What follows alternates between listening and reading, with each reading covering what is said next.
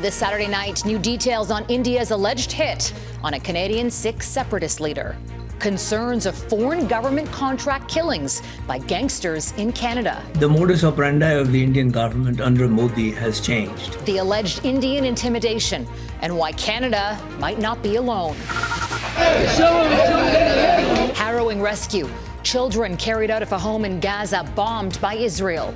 As truce talks hinge on a Rafah ground invasion. They have to decide, and they have to decide quickly. Cities submerged, thousands displaced after record-breaking flooding in Brazil. High anxiety in Leaf Nation and risky business in the West as the Canucks and Oilers get set to face off the bold Alberta-BC playoff bet between premiers.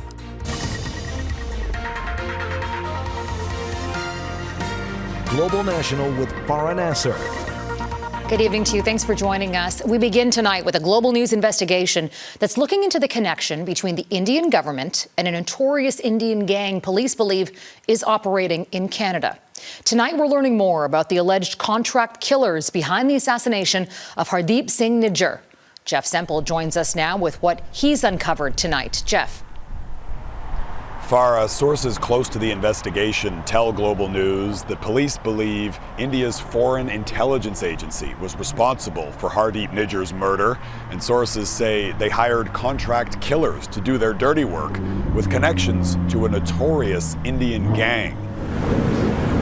Hardeep Nijjar was gunned down in the parking lot outside his Sikh temple, and police say these were the hitmen arrested in Edmonton yesterday. Indian nationals in their 20s, at least two of whom came to Canada on student visas. But sources say they weren't going to school. The Rajasthan police arrested 3 members of the Lawrence Bishnoi gang. Sources say the suspects are linked to India's notorious Bishnoi gang, accused in a litany of murders, drugs, and extortion cases. Its leader, Lawrence Bishnoi, has been locked in an Indian prison since 2014, but the 31-year-old still manages to give TV interviews and allegedly order assassinations. According to the police sources, he has some 700 shooters, sharpshooters, under his command, and the man is sitting in jail. He can order killing of anybody. How active is the Bishnoi group here in Canada? Very active. There seems to be more gangsters now in Canada than in Punjab. Lawrence Bishnoi had recently appeared in the Indian press declaring himself an Indian nationalist and condemning the Khalistan separatists, a reference to the campaign for an independent Sikh state in India's Punjab region, of which Nijjar was a prominent member. This raises the question that there's a connection between the Indian government and these organized gangs in India. Elsewhere, like the United States, following Nijjar's murder, the U.S. announced it had disrupted a similar plot to kill one of his associates. This man, Gurpatwan Panoon. They have been hired and they have been instructed through the consulates. In Panoon's case, U.S. officials claim an Indian intelligence officer hired an alleged drug trafficker for the murder, offering money and the dismissal of criminal charges. They have arrested Modi's hit squad, basically the foot soldiers. They have to go to the root cause. Canadian police said that they have arrested 3 Indian nationals. Indian media reports claimed the arrests were further evidence that Nijjar was killed in a gang war, nothing to do with the Indian government. India's foreign minister said his government is waiting for Canadian police to share information on the arrests, but he pointed to the alleged gang ties as another example of Canada's purported failure to crack down on criminals from Punjab. The suspects will appear in a Surrey courtroom on Monday. Farah? Jeff Semple in Surrey, BC. Thanks, Jeff.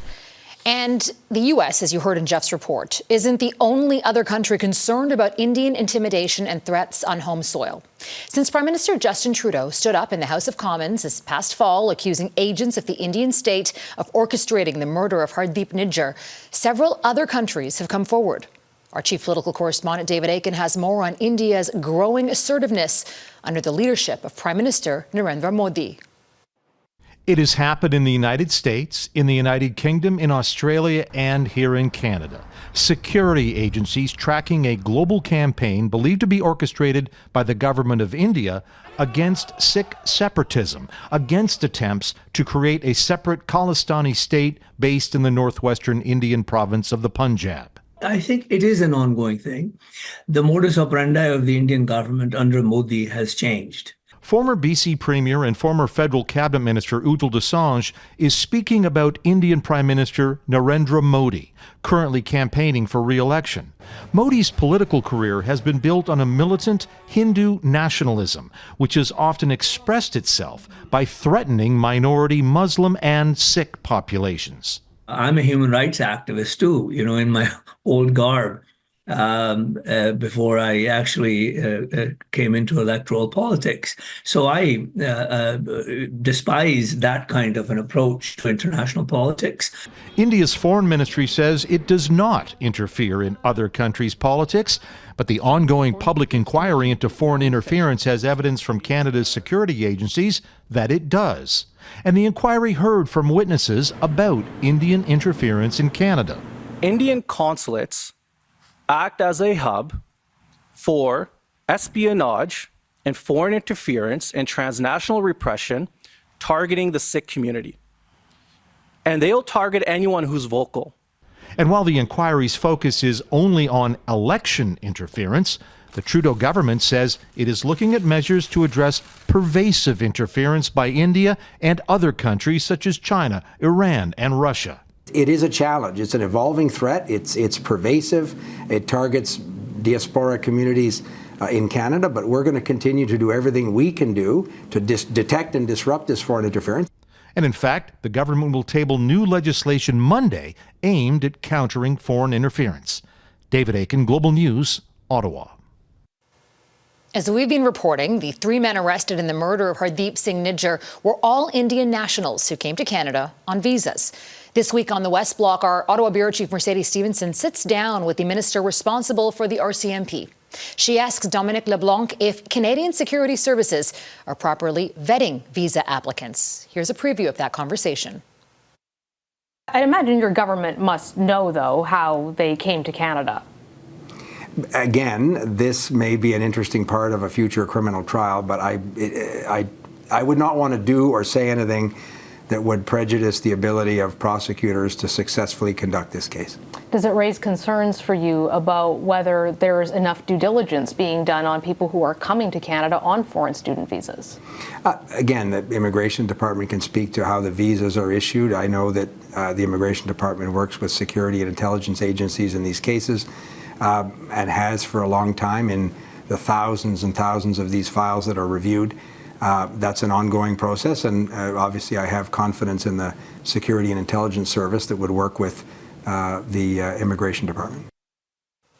And you can watch the full interview with Minister LeBlanc tomorrow morning on the West Block, right here on Global.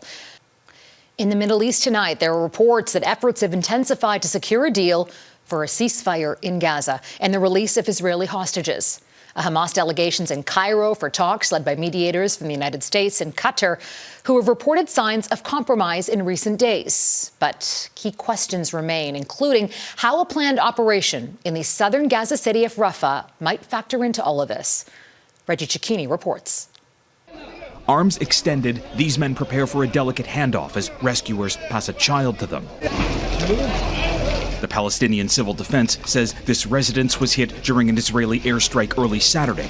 These children survived, but according to UNICEF, by March, some 13,000 had not. The scenes have led to eruptions of emotion around the world and growing calls for a ceasefire. Both sides are under some pressure now to do a deal. In Egypt, mediators are facilitating indirect talks between the two sides. The U.S. has urged Hamas to accept what's been presented. They have to decide, and they have to decide quickly. The full details of the proposal aren't known, and while Hamas has reportedly called it an improvement, it's still seeking a permanent ceasefire and a full troop withdrawal, which appears to be a non-starter with Israel. I think what Netanyahu is thinking is, we're losing the story war, let's win the ground war. Once we have some kind of victory, people will understand our thinking. In fact, Benjamin Netanyahu earlier this week insisted an operation in Rafah is essential. Israeli tanks have been parked at its southern border with Gaza for weeks. Moving in may result in Hamas walking away from the table, seeing its demands pushed aside. It may also force the U.S. to rethink its policies if civilians become collateral damage. Secretary Blinken has famously said superpowers don't bluff, saying, the era of unconditional love and guns is over. And if you want our support, you need to listen to our ground rules. A short-lived pause in fighting last November is the only real progress both sides have made.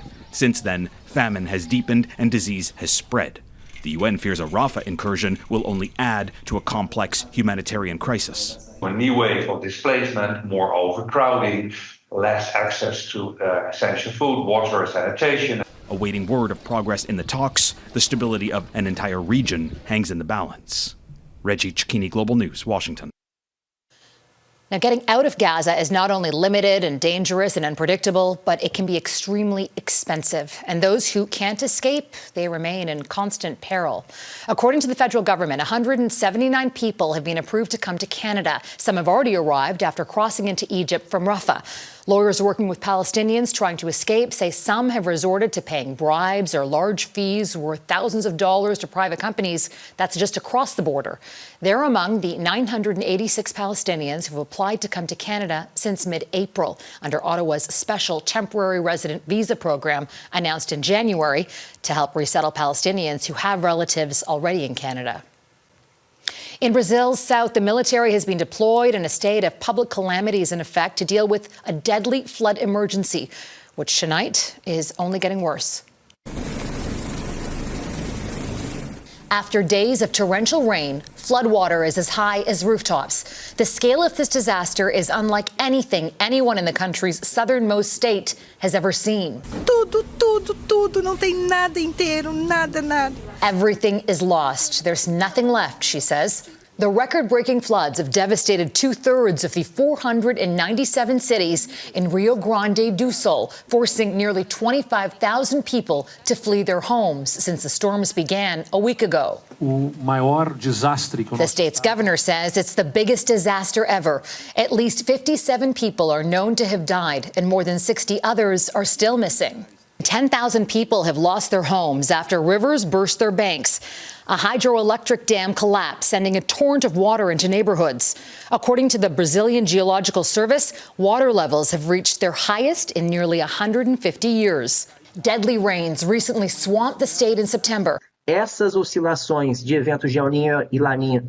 And this researcher says there's no escape, that in the coming years, weather events like this will become even more extreme and frequent due to the climate crisis. A climate plan in doubt. Coming up, how shattered projects in Alberta have dealt a major blow to Canada's green agenda.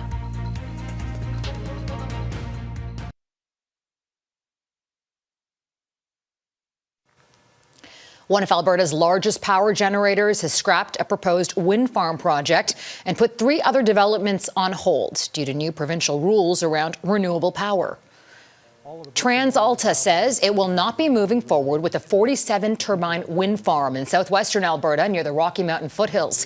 The utility says rules that introduced a 35-kilometre buffer zone around the deemed pristine viewscapes, along with a lack of certainty into the market, led to the decision to scrap the 300-megawatt wind farm. That marks the second setback this week for Alberta's energy transition. On Wednesday, electricity generator Capital Power announced it was cancelling a $2.4 billion carbon capture and storage project for its natural gas facility near Edmonton. Heather Yorks West looks at what happened and why the decision has cast new doubt over a key tenet of Canada's climate plan.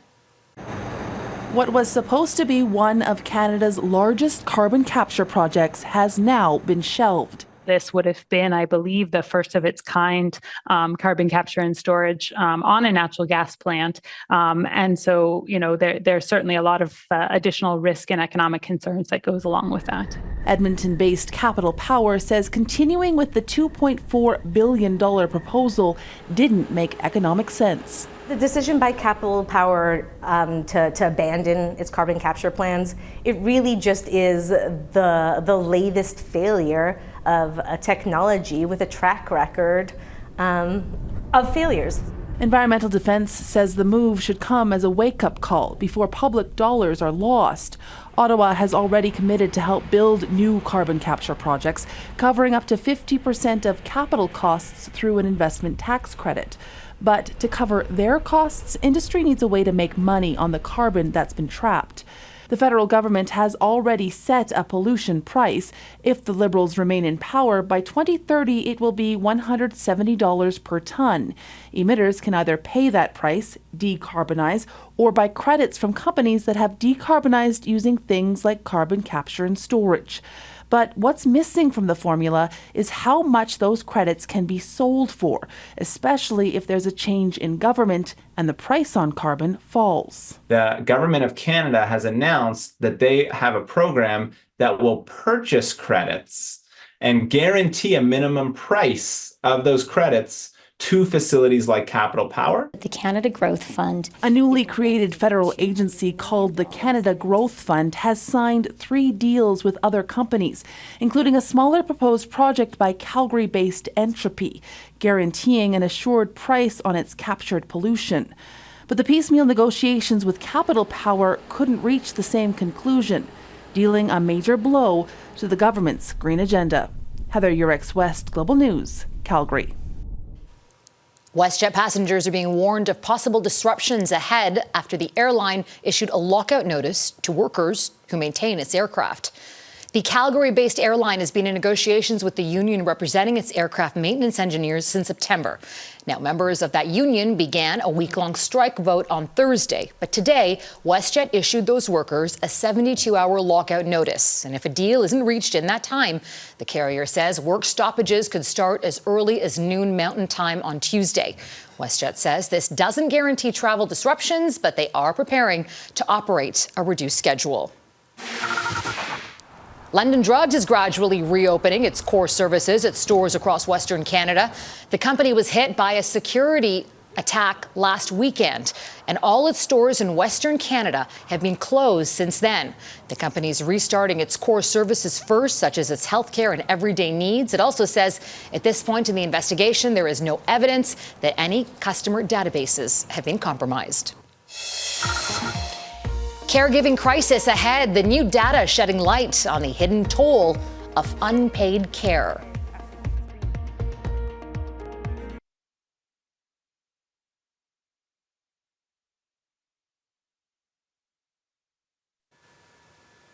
May is National Caregiving Month in Canada, and a new report released this week is sounding the alarm over the status of millions of Canadians who provide unpaid care for our elderly and our young children. As Anne Gaviola tells us, the report sheds light on the hidden toll of free labor in this country. The demands are tremendous. You may have heard of the so-called sandwich generation, adults who are caring for both elderly parents and their own children. Marcy Gray is one of them. The mother of 3 teens cares for her kids, her aging parents and in-laws, and her grandmother, all while running a busy psychotherapy business.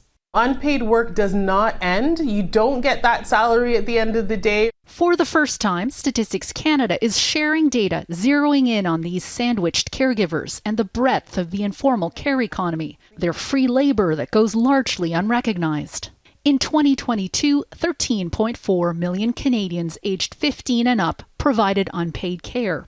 13% of them are under the sandwich generation umbrella, caring for both children and the elderly.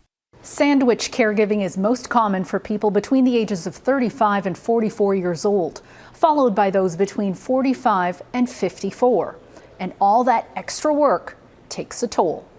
86% of sandwich caregivers reported at least one negative impact on their physical health and well-being, including feeling tired or anxious and overwhelmed because of their responsibilities. You're going to see substantial increases in care required for elderly people. This economics professor tells Global News that with the leading edge of baby boomers entering their 70s, we're nearing peak demand for paid and informal care for seniors. And we're not prepared. Statistics show the burden of unpaid care is disproportionately shouldered by women. You also see that the intensity of work for women is typically higher than the intensity for men. I've already done the crash and burn in my own life. I've already done that where I've hit the wall and couldn't go further. Her advice? You've got to build in your own breaks. You've got to build in your own opportunities for delegating. You've got to build that into your life in order to do well and continue to thrive and survive. Anne Gaviola, Global News, Toronto. Next, it's not just about playoff hockey, the battle of provincial pride between Alberta and BC.